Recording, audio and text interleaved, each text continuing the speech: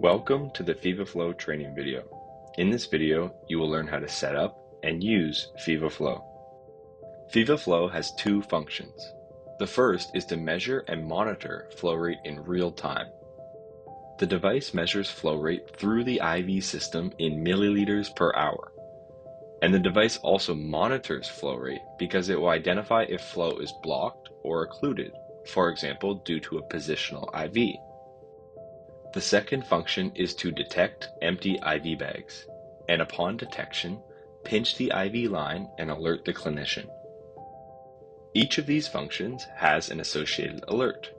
The no-flow alert occurs if flow is blocked for 60 seconds consecutively. The low fluid alert occurs immediately when the bag is empty. Before we get into the details of how to set up and use the device, we have to start by making sure we are on the same page with gravity-fed IVs, specifically the concept of drop size.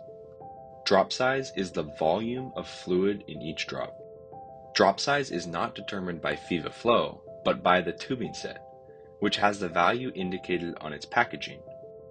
The standard drop sizes used in tubing sets around the world are 10, 15, 20, and 60.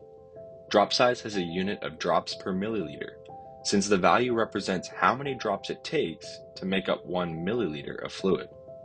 A tubing set with a drop size of 10 drops per mil means it will take 10 drops to infuse 1 milliliter of fluid. These are going to be large drops, each 1/10 of a milliliter. On the other hand, a tubing set with a drop size of 60 drops per mil means it will take 60 drops to infuse 1 milliliter of fluid. These are going to be small drops, each 1/60th of a milliliter. Drop size is important because FIVA Flow uses it to calculate the flow rate in milliliters per hour. Let's show you how this works. Let's imagine that the device detects 30 drops falling into the drip chamber in 1 minute. That represents the drip rate, or how fast the drops are falling. But in order to turn this measurement into flow rate in milliliters per hour, the device needs to know the volume of fluid in each drop. This is where drop size comes in. If we are using a drop size of 15 drops per mil, then we had 30 drops that were each 1/15th of a milliliter. So in total, 2 milliliters of fluid fell through the drip chamber. So we have a flow rate of 2 milliliters per minute. And with some quick mental math, we can tell this is 120 mils per hour. You can think of drop size like currency. Drops with a drop size of 10 drops per mil are like dimes. You need 10 of them to equal a milliliter of fluid, or a dollar. Drops with a drop size of 20 drops per mil are like nickels. You need 20 of them to equal a milliliter of fluid, or a dollar. So we can say that FIVA Flow measures how fast the drips fall through the drip chamber, but you need to tell the device the drop size for the device to be able to calculate the total volume of fluid, which determines flow rate in milliliters per hour. Now that we have covered the concept of drop size, let's talk about how to set up and use FIVA Flow. First, press the power button to turn the device on. Then, select the drop size of the tubing set you are using. Remember, this can be found on its packaging. Next, push in the trigger. This opens up the pinching mechanism, which allows you to load the device onto the drip chamber. Then press OK to start monitoring and use the roller clamp to start flow. Drops will start to fall in the drip chamber. To check that the device is aligned correctly, verify that the green light flashes as each drop falls. We will talk about how to correctly align the device shortly. Once it is verified that the device is aligned correctly, FIVA Flow can do its job. Use the roller clamp and the flow rate measurement value on the screen to control the flow rate to the desired value. Once the desired value is reached, the device will monitor flow and alert if flow ever becomes blocked or when the bag is empty. The final aspect of training is understanding the correct alignment of the drip chamber in the device. This is absolutely critical for the correct operation of FIVA Flow. And the best way to explain this is to provide some insight into how the device works. The device uses 2 sets of sensors. You can see these sensors on the inside of the slot. These sensors are the device's eyes. They see the drops and the fluid level. So it is important that these eyes have a clear view of the drip chamber.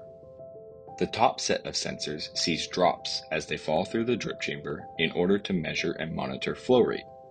The bottom set of sensors sees the fluid volume in the drip chamber in order to identify empty bags.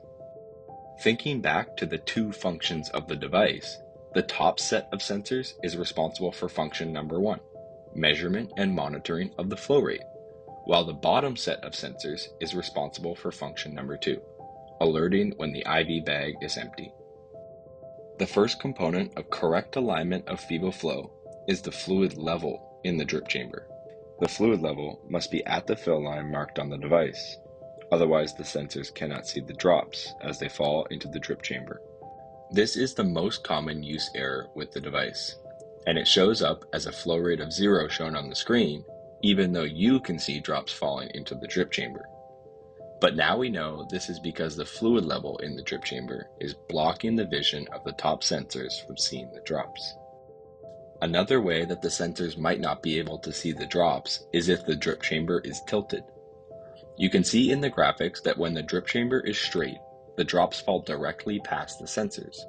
But if the drip chamber is tilted, the drops will fall and slide down the inside wall of the drip chamber, and the sensors will not be able to see them. This can happen if the user is pulling the drip chamber and device towards them when using the roller clamp to control the flow rate. The second component of correct alignment is the position of the drip chamber. It must be at the bottom of the slot. Otherwise, the bottom sensors cannot see the fluid volume and empty bags cannot be detected. The drip chamber also must be at the back of the slot, but this is for a different reason, which is to ensure that the pinching mechanism is aligned with the tubing when activated and can successfully pinch the line. In summary, correct alignment of the drip chamber in the device allows the device's eyes to see and pinching mechanism to pinch.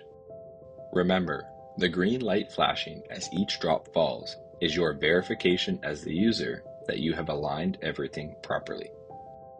These steps, including the diagram of the correct drip chamber alignment, are shown in the Quick Start Guide, included in the package with your device.